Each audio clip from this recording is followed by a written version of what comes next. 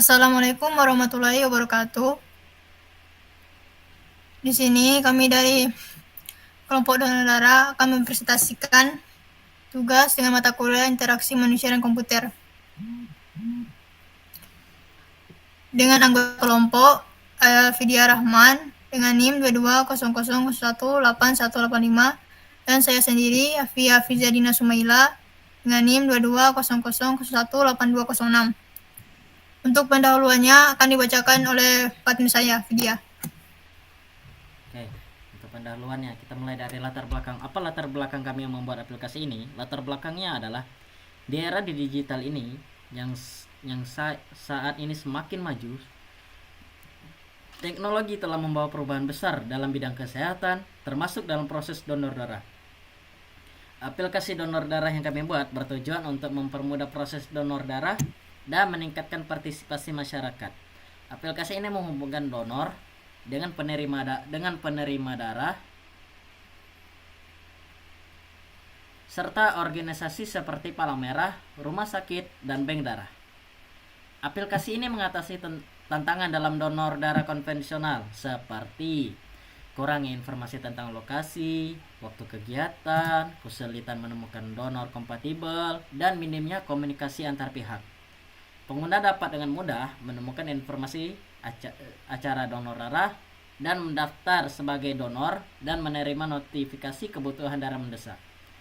Fitur dalam aplikasi ini mencakup riwayat donasi, informasi kesehatan, edukasi tentang pentingnya donor darah rutin. Dengan demikian, aplikasi ini meningkatkan kesadaran masyarakat akan pentingnya donor darah sebagai bagian dari gaya hidup sehat dan kontribusi sosial. Next. Tujuan aplikasi yang kami buat adalah yang pertama, mempermudah proses pendaftaran dan pengelolaan donor darah. Yang kedua, meningkatkan partisipasi masyarakat dalam kegiatan donor darah. Yang ketiga, mengoptimalkan pengelolaan stok darah. Yang keempat, menyediakan aksesibilitas informasi. Yang kelima, menyediakan fitur pelacakan dan riwayatkan donasi. Selanjutnya, memfasilitasi komunikasi antara para pendonor, penerima darah, dan pihak organisasi yang menyelenggarakan kegiatan donor darah. Yang ketujuh, mengurangi ketidakcocokan dan menjamin keamanan donor darah. Dan yang terakhir, meningkatkan transparansi dalam proses donor darah dengan memberikan update status darah yang didonorkan dari pengambilan hingga penggunaan oleh penerima. Oke, slide selanjutnya akan dibawakan oleh saudari kita Hafia. Kepadanya kita persilahkan. Oke. Untuk kegunaan aplikasi ini dirancang untuk memberikan kemudahan bagi para pendonor dan calon pendonor dalam menjalani proses donor darah. Dengan adanya aplikasi ini diharapkan dapat meningkatkan kesadaran dan partisipasi masyarakat dalam kegiatan donor darah. Selain itu, aplikasi ini juga membantu rumah sakit dan fasilitas kesehatan dalam mengelola stok darah secara lebih efektif dan efisien, sehingga kebutuhan darah dapat terpenuhi dengan lebih baik. Kemudian untuk kemampuan aplikasi. Sistem donor darah memiliki beberapa kemampuan, antara lain yang pertama, pencarian lokasi donor darah. Memungkinkan pengguna menemukan lokasi donor darah terdekat dengan bantuan peta dan petunjuk arah. Kedua, pendaftaran pendonor. Memfasilitasi pengguna untuk mendaftar sebagai pendonor darah secara online. Ketiga, pengingat jadwal donor. Memberikan notifikasi kepada pengguna mengenai jadwal darah yang telah didaftarkan. Kemudian yang keempat, informasi stok darah. Menyediakan informasi terkini mengenai ketersediaan stok darah di berbagai rumah sakit dan fasilitas kesehatan. Kemudian yang keenam, edukasi donor darah. Memberikan informatif mengenai pentingnya donor darah dan prosedur donor. Kemudian untuk pembahasan. Itu ada analisis kebutuhan user. Yang pertama, donor. Mendaftarkan dan login untuk masuk ke aplikasi donor darah. Kedua, melihat informasi mengenai donor darah. Tiga, mengisi formulir donor darah. Empat, menyimpan riwayat donor darah. Kelima, mendapatkan notifikasi terkait donor darah. Kemudian yang kedua ada aktor penerima. Satu, mendaftar dan login untuk masuk ke aplikasi donor darah.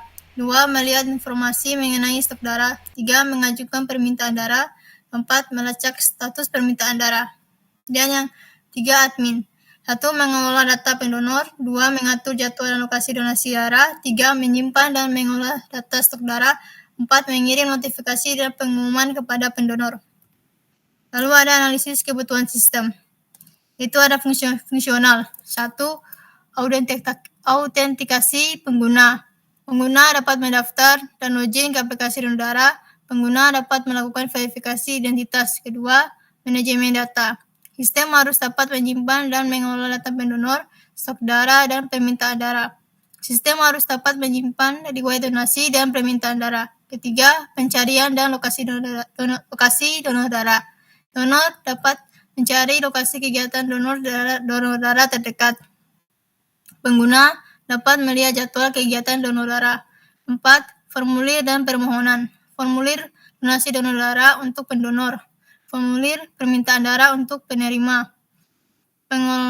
Pengolahan dan validasi data dari formulir yang diisi. 5. Notifikasi dan pengingat. Sistem harus dapat mengirimkan notifikasi terkait jadwal donor dan permintaan darah. Kemudian ada pengingat untuk pendonor mengenai waktu donasi berikutnya. 6. Manajemen stok darah. Sistem harus mampu mencatat dan mengelola stok darah yang tersedia. Sistem harus dapat mencocokkan permintaan darah dengan stok yang tersedia. Dan ada 7. Riwayat dan laporan. Donor dan penerima dapat melihat riwayat donor dan penerima darah. Pengelola bank darah dapat menghasilkan laporan kegiatan donor darah dan analisis kebutuhan. Lalu ada non-fungsional. 1. Keamanan. Enkripsi data pengguna. Proteksi terhadap akses yang tidak sah. 2. Kinerja. Respon cepat terhadap permintaan pengguna. Kapasitas untuk menangani banyak pengguna secara bersamaan. 3. Reliabilitas. Sistem harus memiliki uptime yang tinggi. Kemampuan untuk recovery dari kegagalan sistem. 4. Skalabilitas. Sistem harus mampu berkembang seiring dengan pertambahan jumlah pengguna. 5. Kompatibilitas. Aplikasi harus berjalan di berbagai platform, termasuk Android, iOS, dan website. Kemudian ke-6, usability. Harus intuitif dan mudah digunakan. Sistem harus menyediakan dokumentasi dan bantuan yang memadai untuk pengguna. Ke-7, pemeliharaan dan dukungan. Sistem harus mudah untuk dipelihara dan diupdate. Dukungan teknis harus tersedia untuk membantu pengguna dengan masalah yang dihadapi. Kemudian di sini ada diagram workflow. Di sini ada user, itu pendonor. Di sini dia masuk ke halaman login. Setelah di halaman login, dia masuk ke akun untuk daftar. Setelah daftar, dia bisa login. Setelah login, pilih donor, kemudian masuk ke halaman utama. Setelah masuk ke halaman utama, bisa ke janji temu. Di sini janji temu bisa hapus, tambah sama update. Kemudian ada donasi. Donasi juga sama, hapus, tambah sama delete. Lalu ada request. Di sini juga bisa menerima atau menolak. Lalu ada pusat donasi. Di pusat donasi bisa hapus, tambah sama update. Lalu ada darah bagan kompatibilitas. Lalu ada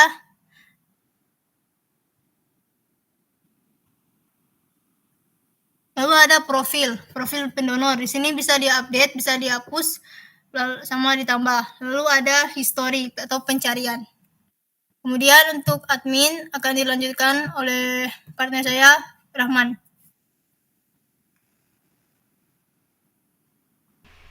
Baik, di sini saya akan melanjutkan tentang user dalam sudut pandang admin, yang dimana kita tentu halaman login dulu. Terus kita langsung ke akun. Kenapa ke akun? Karena otomatis admin kan udah ada akunnya tuh. Kalau misal nggak ada akun ya bukan admin dong namanya. Terus lanjut kita ke login. Terus login kita pilih help worker. Yang dimana di dalam halaman utamanya itu ada dalam banyak fitur seperti panggil dokter, list pendonor, permintaan untuk sumbangan donor, bank darah, dan chat pendonor. Untuk list pendonor itu saya lupa taruh metodenya. Itu seharusnya ada add, delete, sama update. Dimana karena kalau misal udah pasiennya tuh udah selesai atau ada beberapa alasan tertentu dan peristiwa tertentu, itu bisa diupdate. Kalau misal pasiennya udah almarhum atau almarhumah bisa di delete gitu. Oke. Terus ada bank darah yang dimana ada add, delete sama update. Ya tentu karena misal kalau darahnya kurang, kita bisa add ini, kita bisa permintaan. Terus misal kalau ada darah yang masuk input, itu kan add jadinya, terus update. Oke, begitu. Lanjut kesimpulan. Kesimpulannya, donor darah merupakan inovasi penting dalam bidang kesehatan yang memanfaatkan teknologi digital untuk mengatasi tantangan dalam proses donor darah konvensional. Dengan aplikasi ini, proses pendaftaran dan pengolahan donor darah menjadi lebih mudah dan efisien. Pengguna dapat dengan cepat menemukan informasi tentang acara donor darah, mendaftarkan sebagai donor, dan menerima notifikasi mengenai kebutuhan darah yang mendesak. Dengan adanya aplikasi donor darah, diharapkan kebutuhan darah yang seringkali mendesak dapat terpenuhi dengan lebih cepat dan tepat. Hal ini berkontribusi signifikan dalam menyelamatkan nyawa dan meningkatkan kualitas hidup pasien yang membutuhkan. Aplikasi ini menjadi solusi yang efektif dan efisien dalam meningkatkan partisipasi masyarakat dalam donor darah serta memastikan ketersediaan darah yang memadai di rumah sakit dan fasilitas kesehatan. Baiklah, selanjutnya kita akan memasuki wireframe dan UI yang telah kita buat. Di sini kita akan membahas wireframe dulu, ibaratnya kerangka dasarnya dulu tuh. Nah, kerangka dasar di sini itu akan kita buat. Ini ada berapa nih? Saya lupa nih ada berapa tabel. Dan di sini adalah UI-nya. Ntar kita bahas UI-nya. Baiklah, tanpa banyak berbicara lagi kita langsung ke wireframe-nya. Saya langsung ini karena ini kalau soalnya tekan play-nya bertepatan dengan rekaman ini. Jadi saya tidak bisa tekan play. Langsung aja. Ini tampilan kerangka tulangnya pas waktu login. Ada logo dan ada teks. Lanjut. Di sini tabel login ini tabel login. Di sini untuk registrasi, tampilan registrasi. Ini untuk keamanan, kode verifikasi. Terus ini caranya apa ntar. Nah, terus di sini pas waktu kita udah login itu ada pilihan menu admin dan menu user. Yang dimana kalau menu admin itu ada fitur kontrak lagi kan, kontak dokter, sumbangan darah, maksudnya panggilan untuk darah, list donor, bank darah, dan kontak donor. Untuk kerangka kalau kontak donor ya kontak dokter ya seperti ini. Terus kontak donor sama aja tampilannya. Yang sumbangan dia seperti ini. Nah, kalau dia konfirmasi ntar dia ada notif. Terus ke list donor, tak ini ada berbagai macam list ini ntar. Ini ada banknya. Di sini ada bank darahnya. Di sini ntar ini kompatibel darahnya. Oke, lanjut. Terus kita jalan-jalan ke fitur donor. Kalau user donor kayak mana fiturnya? Ada donasi. Nah, seperti ini. Terus kalau konfirmasi, terus requestnya bisa di sini. Kalau misal dia setuju centang, kalau misal nggak setuju ini palang. Terus kita kembali ke bank bagan. Ini bank bagan nih ibaratnya kayak pengetahuan untuk user yang darah kompatibel untuk misal darah aku nih amin kompatibel dengan darah apa iya gitu loh. Ah, kayak gitu. Ntar di sini. Terus ada lagi pusat donasinya. Di sini peta nih ntar. Tap. Terus kita ke profile. Di sini profile, user bisa mengisi profile atau mengubah profile di sini atau menghapus beberapa yang dia kepengen. Terus ada history user atau sebagai untuk mengecek donor darah secara berkala. Terus ada appointment. Apa itu appointment? Appointment adalah janji temu. Di sini ada new, ongoing yang akan diadakan acaranya. Udah ada kasih tahu sini, dan brief ini yang udah dilaluinya. Agak beda dengan history. Ini kayak misal acara donor darah di mana aja yang udah nih. Sat di sini ntar. Oke, mari kita back. Terus ke selesai, nggak ada lagi yang lain ini sepertinya. Ya udah nggak ada. Kita lanjut ya ke UI-nya untuk tampilannya bagaimana. Lanjut ke UI sama. Lupa tabelnya ada berapa. Oh, di website panjang jelasnya. Oke, lanjut ke our flow. Kita UI. Ini tampilan awal ya, adalah logo dan teksnya. Ini logonya, ini teksnya. Lanjutkan. Ini tampilan untuk loginnya. Di sini tampilan login ada. Kalau misal registrasi itu di bagian sini ada tulisan tidak punya akun, daftar. Maka daftarkan, lanjut. Terus ketika sudah daftar, di sini si user akan mengisi data yang telah diberikan. Setelah selesai, tekan daftar, pilih metode verifikasi apa yang ingin user sampaikan. Misal nih, kepengen nih WhatsApp, WhatsApp, terus minta kode verifikasi dari WhatsApp, lanjut ke konfirmasi.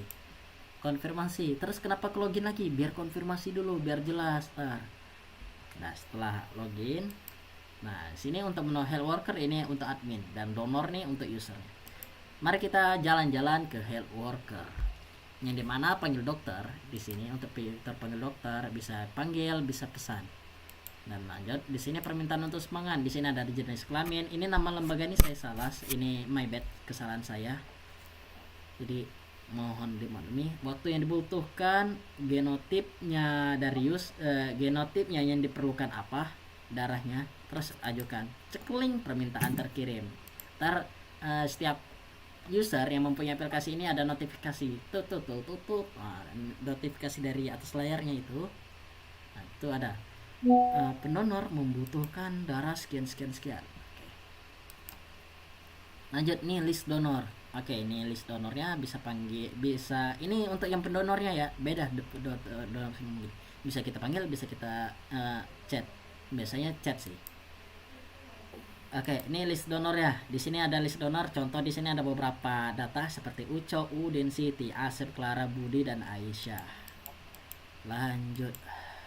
Di sini ada stok darah. Nah, di sini stok darah kita bisa melihat darah yang masih ini, darah berapa stok darah yang masih tersimpan. Di sini bisa kita lihat. Misal Amin di sini ada berapa? Ada 7 liter. Ini dihitungannya dalam satuan liter. Ada Amin Amin ada berapa? 9. Amin ini sebelah kiri Amin, sebelah kanan A+. Ini kesalahan saya, mohon maaf dimaklumi.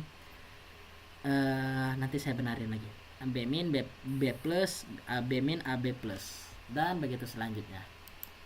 Selanjutnya kita jalan-jalan ke donor usernya. Ini si donasi ya. Bagaimana user ingin donasi? Tinggal tanggal yang ditekan, pilih pukul berapa, lokasi, terus donasi. Terus pusat donasinya ada di mana aja? Di sini. Oh, banyak, ini satu Indonesia. Tapi karena HP-nya kekecilan, jadi mungkin sebaiknya dihidupkan, dimiringkan layarnya dulu ya guys ya. Terus request. Misal nih dokternya nih, si pasien ini kan udah donasi tadi kan. Dia kepengen requestnya nih, request dengan dokter siapa gitu kan, dengan nih misal dengan dokter Dono. Accept. Terus misalkan kepengen reject dengan dokter Willy Sunda, boleh reject. Lanjut kembali.